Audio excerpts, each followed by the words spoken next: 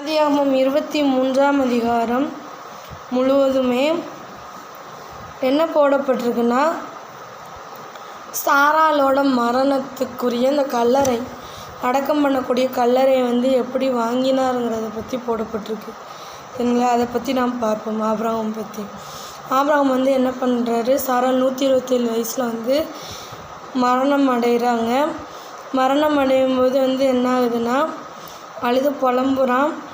ஆனால் அவர் கல்லறை பூமியை போய் என்ன பண்ணுறாங்கன்னா, அந்நியனும் பரதேசியமாக இருக்கிற அந்த இடத்துல கனான் தேசத்தில் எப்ரோன் என்னும் கிரியாத் அர்பாவில் சாராள் மரிக்காங்க.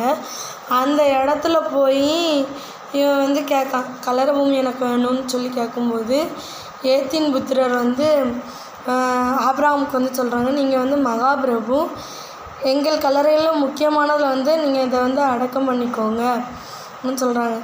ஆனால் இவர் என்ன சொல்கிறாருன்னா, சோகாருடைய குமாரனாகிய எப்ரோன்கிறவர் இருக்கும்போது மக்பேலா என்னப்பட்ட கொகையை நீங்கள் எனக்கு சொந்தமாக தரணும்னு ஆபிரகாம் கேட்காரு.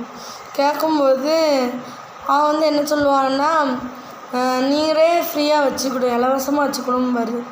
ஆனால் இவன் என்ன சொல்லுவான்னா, அது பெருமான விலைக்கு நான் தருவேன், பெருமான விலையை தந்து நான் வாங்கிக்கிறேன்னு சொல்லுவார்.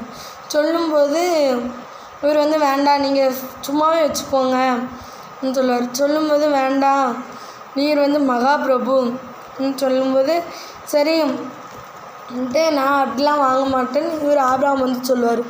ஆனால் இவர் அவர் மகாபிரபு, அவர் கேட்டதும் கிடச்சிச்சு. ஆனால் அவர் அந்த இடத்துல பைசா கொடுத்து தான் வாங்கினார். சரிங்களா? அந்த நிலம் 400 சேக்கல் நிறைய வெள்ளி பெறுன்னு போட்டிருக்கு. ஆனால் அந்த வெள்ளியை அளந்து நிறுத்து கொடுக்கார். 16ஆம் வசனத்தில் 23:16 நம்ம கிறிஸ்தவங்களாங்க நாமளும் நமக்குரிய நம்ம யார்கிட்ட கேட்டு வாங்கினோன்னா அதற்குரிய விலைகளை அதற்குரிய இதை நம்ம கொடுத்து தான் வாங்கணும்னு சொல்லி ஆண்டவர் இன்றைக்கு உங்களுக்கு கற்று தருகிறார். சரிங்களா? ஆபிரகாம் அவ்வளோ பெரிய பிரபுவாய் மகா பிரபுவாய் இருந்தாலும் அவர் அந்த இடத்துல அந்த நேரத்தில் அதை கொடுத்து தான் வாங்கினார். சரிங்களா? நம்மளும் அதே போல் மற்றவர்களுக்கு முன்மாதிரியாக நம்ம எதில் கரெக்டாக இருக்கணுமோ அந்த இடத்துல நம்ம கரெக்டாக இருக்கும்போது ஆண்டவர் நம்மளை வழி நடத்த, அவருக்கு சுத்தமான நேரத்தில் நமக்கு தர, எல்லாவற்றையும் தர போதுமானவராக இருக்கிறார். ஆமென்.